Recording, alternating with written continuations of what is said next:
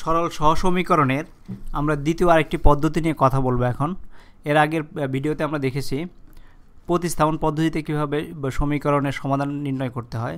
আমরা এখন যেটা দেখব সেটাকে বলা হয় অপনয়ন পদ্ধতি। বা অপনয়ন পদ্ধতিতে যেটা কাজ করতে হবে, আমাদের যদি দুইটা সংখ্যা দেওয়া থাকে, যেমন সমাধান যদি দেওয়া থাকে,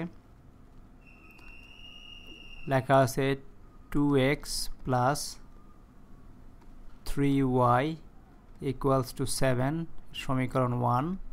আরেকটা সমীকরণ দেওয়া আছে ধরো 8x প্লাস 7y সমান সমান 9, দুইটা সমীকরণ। তো এইখান থেকে আমরা যদি প্রতিস্থাপন পদ্ধতিতে যাই তাহলে অনেক সমস্যার সৃষ্টি হবে, কারণ এখানে 2x আছে প্লাস 3y, এটা একটা ভগ্নাংশ পরিণত হবে। এই ভগ্নাংশ এখানে নিয়ে আসলে আমাদের অনেক সময় ব্যয় হবে। তার জন্য এইরকম প্রবলেমগুলোর জন্য, এরকম অঙ্কগুলোর জন্য আমাদের যেটা করতে হবে সেটা হচ্ছে অপনয়ন পদ্ধতি। অপনয়ন পদ্ধতিতে যেটা করা হয়, আমাদের রাশিগুলোকে, প্রথম রাশি এবং দ্বিতীয় রাশিকে এমন দুইটা সংখ্যা দিয়ে ভাগ করতে হবে। আগে আমাদের ডিসাইড করতে হবে যে আমরা কোন জিনিসটাকে সরিয়ে কোন মানটা আগে বের করতে চাই। যদি আমরা আগে বের করতে চাই x এর মান, তাহলে আমাদের 3y এর সাথে যে সহগটা আছে সেটা দিয়ে নিচের সমীকরণের সহগকে গুণন দিতে হবে, নিচের সমীকরণকে গুণন দিতে হবে। আবার দ্বিতীয় সমীকরণের যে y এর সাথে যে সহগটা আছে, যেমন এখানে 7, আর এখানে এটা দিয়ে এই সমীকরণটাকে গুণন দিতে হবে। কারণ আমরা জানি কোনো একটা সংখ্যা দিয়ে কোনো সমীকরণের উভয় পক্ষ যদি গুণন করি তাহলে ওই সমীকরণের মানের কোনো পরিবর্তন হয় না। সেই সূত্র মেনেই আমরা এমনভাবে সংখ্যাগুলোকে গুণন করি, যেমন এখান থেকে আমরা চাই x এর মানটা বের হোক। তো x এর মানটা বের করার জন্য আমরা y-কে এখান থেকে ভ্যানিশ করে দিতে চাই, তার জন্য মানে y-কে সরিয়ে দিতে চাই। তার জন্য এখানে প্রথম রাশির y এর যে সহগটা আছে সেটা দিয়ে 2 নম্বর রাশিকে গুণন করব, সবগুলোকে গুণন করতে হবে। আর 2 নম্বর রাশির y এর যে সহগ আছে সেটা দিয়ে আমরা 1 নম্বর রাশির সবগুলো রাশিকে গুণন করব। তো এখান থেকে আমরা যেটা করতে হবে, গুণন করে আমরা যেটা করব সেটা হচ্ছে, যেহেতু আমরা প্লাস সাইন আছে, দুইটাই প্লাস সাইন আছে, তার মানে এক রাশির থেকে আরেকটা রাশিকে বিয়োগ করে দেব। তো আমরা আগে গুণনটা করে নেই।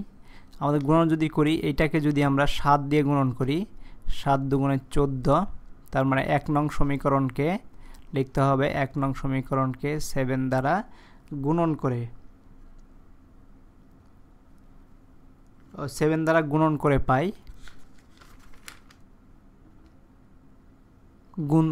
7 দ্বারা গুণ দিয়ে পাই 7 দুগুণে 14, 14x প্লাস 3 7 21, 21y সমান সমান 7 7 49, 49। তো আমরা আরেকটা সমীকরণ পাইলাম, যেটা নাম্বার দেব আমরা 3। এখন আবার লিখি আমরা 2 নম্বর সমীকরণকে, 2 নম্বরকে আমরা ভাগ করব, গুণন করব 3 দিয়ে। 3 দ্বারা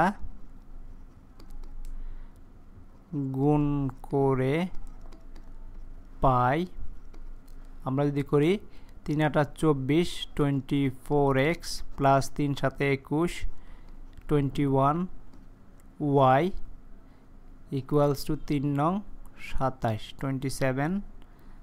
এইটাকে আমরা একটা সমীকরণ নাম্বার দিলাম 4। তো এখন আমরা লিখি 3 নম্বর সমীকরণ থেকে 4 নম্বর সমীকরণ বিয়োগ করে পাই। তো আমরা লিখব 3 নম্বর থেকে বিয়োগ করব, কারণ দুইটাই যোগ চিহ্ন আছে যেহেতু, এই জন্য বিয়োগ করতে হবে। যদি একটা যোগ আর একটা বিয়োগ চিহ্ন থাকতো তাহলে আমরা শুধু যোগ করে দিতাম। থেকে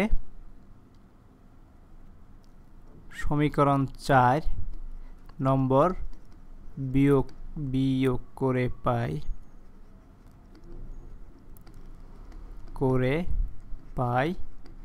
লিখে ফেলি আমরা। বিয়োগ করব কেমনে, 14x plus 21y equals to 49, তারপর হচ্ছে 24x plus 21y equals to 27। বিয়োগের শর্ত অনুযায়ী এটা প্লাস থাকলে মাইনাস, এটা মাইনাস, এখানে মাইনাস। আমরা যদি এখন বিয়োগ করে দেই তাহলে হচ্ছে এখানে হচ্ছে মাইনাস 10x, এটা কেটে যাচ্ছে, সমান সমান হচ্ছে এখান থেকে যায় 2, তার মানে হচ্ছে অতএব x ইকুয়ালস টু, আমরা লিখতে পারি এখান থেকে, অতএব x equals to 22 by minus দিতে পারি, কারণ এই মাইনাসটা এই পাশে চলে আসবে, দুই পাশে মাইনাস দিয়ে গুণন করলে আমরা এটা প্লাস হয়ে যাবে, একটা মাইনাস থাকবে, এই জন্য ইকুয়ালস টু মাইনাস 11/5। এটা দিয়ে 11 x এর মান বেরিয়ে আসলো। তো এখন এই x এর মানকে যদি আমরা কোনো একটা সমীকরণে বসায় দেই, যেমন সমীকরণ 1-এ যদি এর মান বসায় দেই তাহলে আমরা পেয়ে যাব 2 into minus 11 divided by 5 plus 3y equals to 7। তার মানে হচ্ছে minus 22 divided by 5 plus 3y equals to 7। আমরা যদি এটাকে এই পাশে নিয়ে যাই তাহলে হচ্ছে 3y সমান সমান 7 মাইনাসে প্লাস হয়ে যাবে, plus 22 by 5 equals to 3y 5×7 = 35 plus 22 divided by 5 equals to y সমান 30। এটা যদি যোগ করে দেই 5, 7 ডিভাইডেড বাই 3 ইন্টু 5, অতএব y সমান সমান 57 ডিভাইডেড বাই 15। এটা হচ্ছে আমাদের আনসার।